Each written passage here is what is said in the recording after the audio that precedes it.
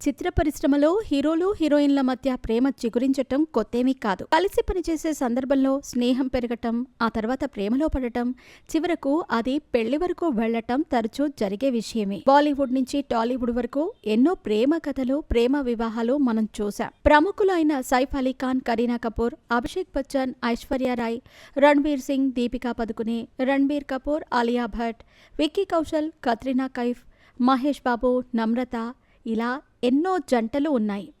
అంతేకాకుండా ప్రేమ పెళ్లిళ్ళు ఈ మధ్య వరుసగా విడాకుల బాట పట్టటం కూడా చూస్తున్నాం. కానీ కొన్ని ప్రేమ కథలు మాత్రం ఎంతో ఆశ్చర్యంగా ఉంటాయి. ఈ తరహా లవ్ స్టోరీలలో ప్రముఖ నటి కిశ్వర్ మర్చెంట్, అలాగే నటుడు సుయాష్ రాయల్లది ప్రత్యేకమైనది.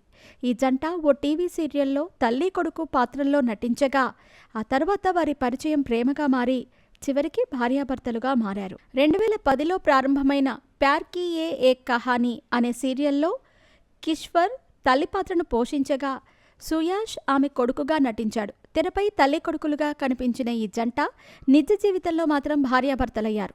వీరిద్దరూ ప్రేమలో పడిన తర్వాత కిశ్వర్ తనకంటే 8 ఏళ్లు చిన్నవాడు కావటంతో మొదట సుయాష్ కుటుంబం ఈ పెళ్లికి ఒప్పుకోలేదు.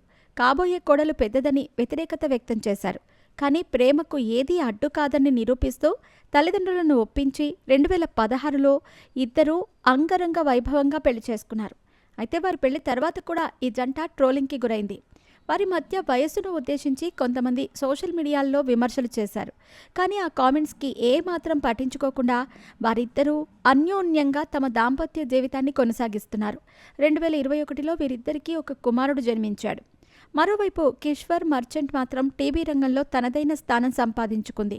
ప్యార్ కీ యే ఒక కహానీ, ఏక్ హసీనా థీ, ఇత్నా కరోనా, ముజే ప్యార్ వంటి సీరియల్స్తో ప్రేక్షకుల్లో మంచి గుర్తింపు తెచ్చుకుంది. అంతేకాకుండా డియర్ ఇష్క్ అనే వెబ్ సిరీస్లో ఆమె నటించిన మాయా కోస్టా పాత్రకు మంచి పేరు వచ్చింది. బిగ్ బాస్ హిందీ సీజన్ 9లోనూ ఆమె పాల్గొంది.